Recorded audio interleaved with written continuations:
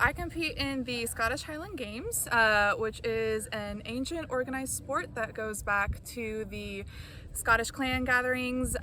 You'll see a lot of movements that utilize kind of like natural implements, so like stones. Next to me is a caber, kind of similar to like a tree pole or a telephone pole. That we flip end over end.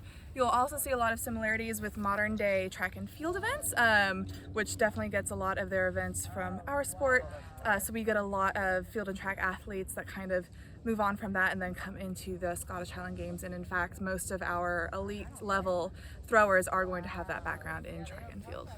I had a mutual friend that I used to work out with who introduced me to the training group in Little Rock. And I quickly learned that this was kind of a niche sport that was a beautiful kind of hybrid of nerds and fitness enthusiasts. And it turned out to be an event and a sport that makes me feel super welcome. And so I hope to be competing pretty much until I can't anymore. The weight of the implements depends on what class you're throwing in. For me, I'm going to be in the women's open class, which is 150 pounds and above. So depending on the event, we'll have a heavyweight and a lightweight. We always throw the heavyweight first. That way you get a little bit of an extra oomph when you move to the lightweight implements. What you just saw us practicing was the weight for distance, which is that weight on a chain and then a handle. Goal is to just throw it as far as you can. For our open class, our heavyweight is 28 pounds and our lightweight is 14. Kind of on the other side of it, the men's heavyweight will be throwing the 28 as their light and then a 56 pound as their heavy.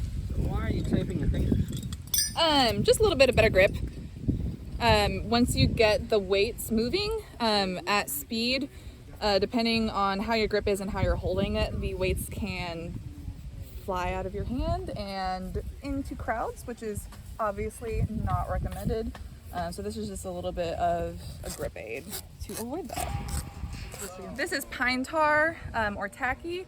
You'll see this most frequently used for hammers and sometimes for caber.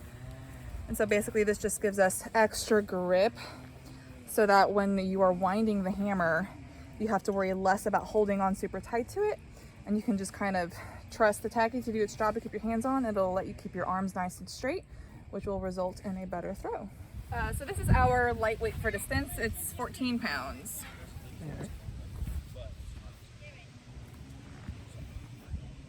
Disclosure, you are in the danger zone, so just get ready.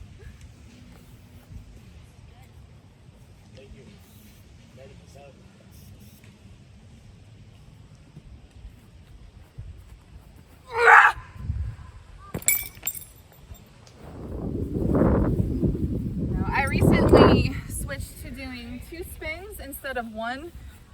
So that's just kind of a technique learning curve. So eventually my distance will be back up to my 1 spin throw and then hopefully beyond that.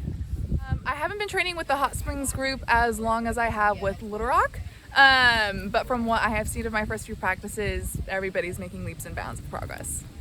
Well, so much of it comes down to technique, and so you could be strongest power lifter, strongest weightlifter in your gym, until you nail technique, you're not going to be throwing very far at all. And so again, those people who have track and field background, who are used to having to move their feet around really quickly, people who have a gymnastics background, who have really good proprioception, so like an awareness of where their body is in space, they are generally going to pick up on the technique of these events that require more movement and dexterity a lot faster, therefore throwing a little bit farther.